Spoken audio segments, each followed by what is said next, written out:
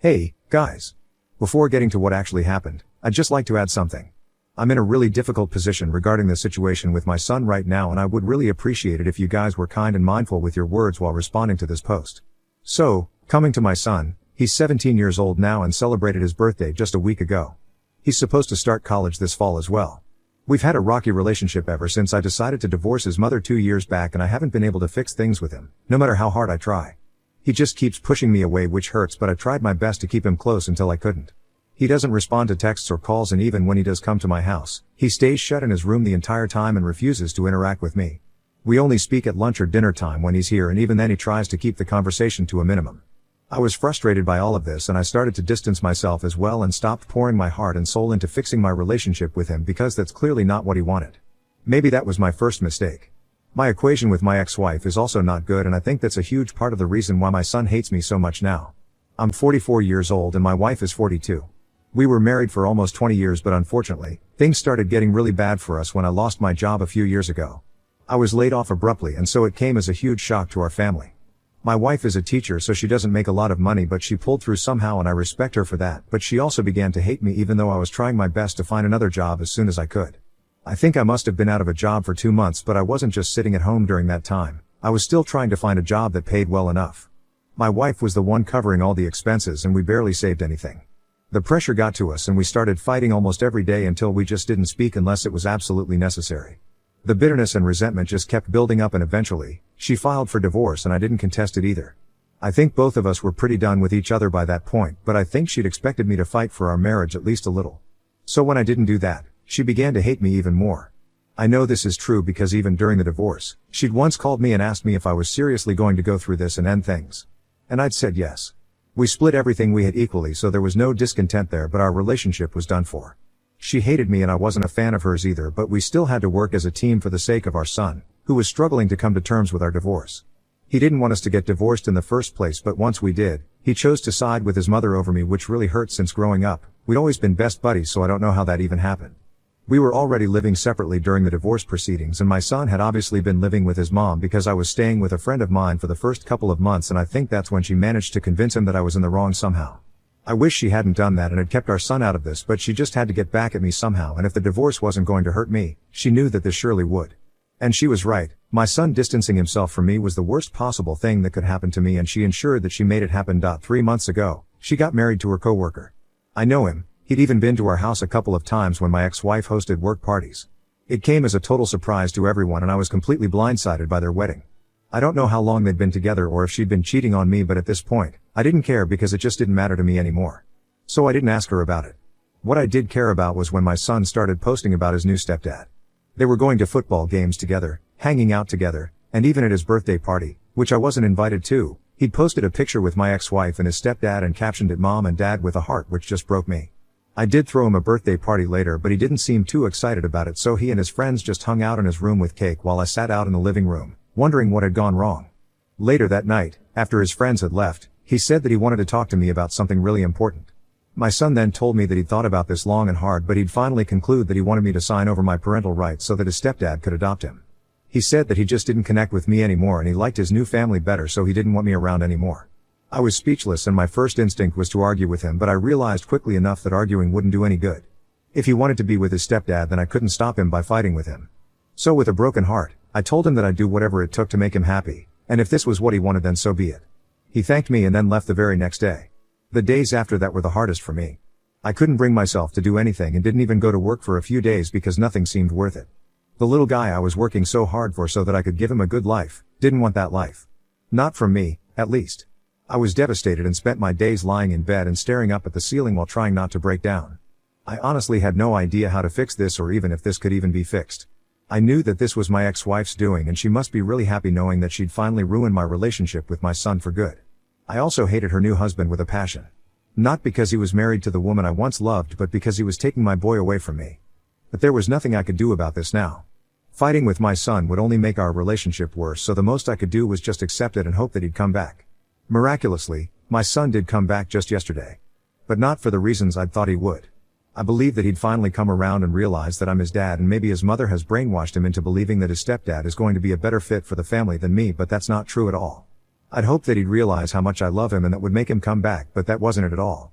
I was thrilled when he dropped by yesterday because I'd thought he'd finally changed his mind, and he had, but he still looked very upset. When I asked him what was going on, he told me that he didn't want me to sign away my rights anymore because his stepdad had told him that he couldn't afford to pay for his college tuition. So here he was, since there was no other option. His mother alone couldn't pay for it all, so he had to stick to the custody agreement if he wanted to go to the college of his choice. He sounded and looked very upset about all of this, and that was quite hurtful. It's not like I treated him badly, if anything it was the other way around. I couldn't figure out for the life of me why he hated me so much. I hadn't done anything to warrant this level of hatred for my own son, and it just really made me mad that he hated me for seemingly no reason apart from his mother's brainwashing. She taught him really well, I'll give her that.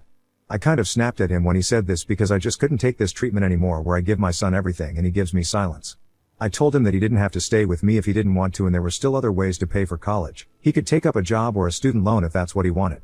And if he thinks that I'm the worst father, then he absolutely should go ahead and get himself adopted by his stepdad, because I don't want him to suffer anymore. Of course, I was being very sarcastic when I said this, and he did pick up on it. He looked pretty ashamed while I was saying all this and didn't respond, so I continued to rant. I couldn't help it, it just kept coming out on its own. I think the years of pent-up frustration of being hated by my own son for no reason was finally getting to me. The dam had broken and there was no holding back anymore. I told him that I hadn't willingly gotten divorced. It was his mother who'd wanted it in the first place, and the only reason she hated me so much was because I hadn't fought for our marriage. I don't know what lies she'd fed him while he'd been staying with her, but I could assure him that the divorce wasn't my fault alone, so he could throw out all the incorrect notions he had about my marriage with his mother. He was just 17 and he knew absolutely nothing about me or the life I'd led, and if he was going by whatever bullcrap my ex-wife had been telling him, then he was in for a nasty reality check. I was not his enemy and I hadn't even wanted a divorce in the first place, but if that's what she wanted, then I wasn't going to stick around either. I knew that he was upset about the divorce, but I'd tried my best to keep things as normal for him as possible. Even while I was staying separately, I'd visit at mealtimes, but he'd be the one ignoring me because his mother had convinced him that I was the one responsible for the divorce. I told him that I regretted ever letting him stay with his mother during the divorce in the first place and trusting her not to fill his mind with horrible ideas about me.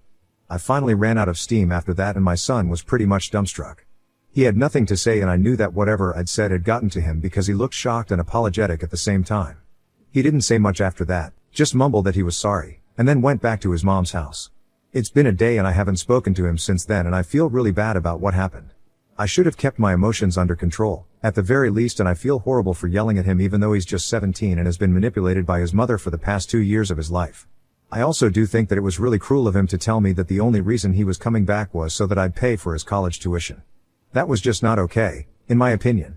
So Ida for yelling at my son after he told me that he didn't want me to sign my rights over. Update 1. Hi there. I'd just like to thank you guys for the love and kind messages, and I'm so happy to see that so many single dads have been able to resonate with my story. Stay strong, guys. I've also noticed that a lot of you guys have been asking if I'd ever suspected my ex-wife of cheating. Honestly, no, I hadn't. Even while we were getting divorced, there was nothing that made me think that she might have been cheating on me. Maybe there were signs, but I'd never picked up on it. I don't know. And really, it just doesn't matter to me anymore. I don't think it's relevant whether she was cheating on me or not. She's already proven that she's a horrible person by trying to use our son to hurt me. I don't need any more proof of her being a trash person. As for why I didn't try to get my son to stay with me when I was living at my friend's place in the initial months of the divorce, I did. I really did, but my son insisted that staying at home was more comfortable for him, and since he was in school, I didn't want to cause him or my friend any more trouble than I already was. I'd try to visit him from time to time, but the environment there was so hostile because of my ex-wife that I wouldn't be able to stay for long, and eventually, even he started hating me. So that was what really happened. I don't know what more I could have done to avoid this. I really did my best to keep my son away from the drama of the divorce, but my ex-wife made sure to drag him into it and made him hate me. By the time I realized what she was up to, it was too late for me to fix things, and my son was already too far gone. It's been a few days since the last time I spoke to my son, and we've been texting but haven't called or visited yet. I haven't heard from my ex-wife yet either, so I'm assuming that he hasn't told her about me yelling at him either. Under usual circumstances, he would have instantly complained about it and made sure that my ex-wife caused a lot of hue and cry about it, but if he's not doing that and trying to make me look like a bad father, then I guess it means that he's finally coming around. I'm not getting my hopes up yet, though, because I don't want to be let down. But I hope that he calls or visits soon so we can discuss our relationship at length and fix things between us soon enough. Update 2. My son finally visited me today, and it was an interesting meeting, to say the least. I won't say our relationship is miraculously fixed now because obviously, that's not how this works. It takes time and hard work to fix something that has been broken for so long, but today was a start, at the very least, and I'm happy about that. He seemed very awkward and uncomfortable initially, but he did apologize to me for the way he'd been behaving. He admitted that when his mother and I were getting divorced, she did make it a point to tell him how I'd ruined their marriage and wasn't even trying to fight against the divorce and salvage it now, and he believed it. He didn't know any better, and since he was just 15, he just wanted someone to blame, and the most convenient option was to blame me for everything that was going wrong. Things didn't get better once his mother decided to remarry. My son said that it was all his mother's idea for him to put up posts with his stepdad and make it seem like they were a tight-knit family when in reality, they weren't even that close. He did it just because he wanted to get back at me for tearing the family apart because he wasn't aware that it was actually his mother who'd filed for divorce. It was also his mother's idea to ask me to sign my parental rights away so that his stepdad could adopt him legally, but as it turns out, she hadn't even discussed this with him and had just sprung it on him without warning. His stepdad had been really taken aback and had said that while he did like hanging out with him, he didn't want to adopt him since he really didn't feel that connected to him yet and needed some time to make up his mind. He also mentioned that he didn't want to pay for my son's college tuition, which he inevitably would have to pay if he adopted him. It wasn't as if he couldn't afford it. He could, but he just didn't want to. All of this had taken a toll on my son, which was why he looked so upset the other day, but he said that my outburst was really necessary because it made him realize a lot of things that he needed to know. I was relieved that we were finally talking about this and he was finally realizing that he'd been lied to and manipulated by his mother. It was an incredible day for us and we finally seemed to reconnect a little. I know it's going to take a long time for us to get back to normal, but this is a good start.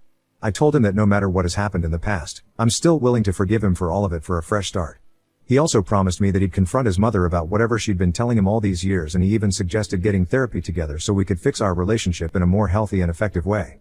I'm happy that this is finally happening and even more thrilled that my ex-wife will finally get what she deserves. She's a horrible, horrible person and doesn't deserve to be a mother at all. I know this sounds harsh, but I said what I said.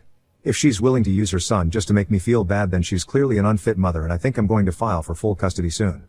Of course, I'd have to discuss it with him first because who knows, maybe he still wants to stay with her in spite of everything, and I wouldn't want to stop him if that's what he wants, even though that'd be very disappointing.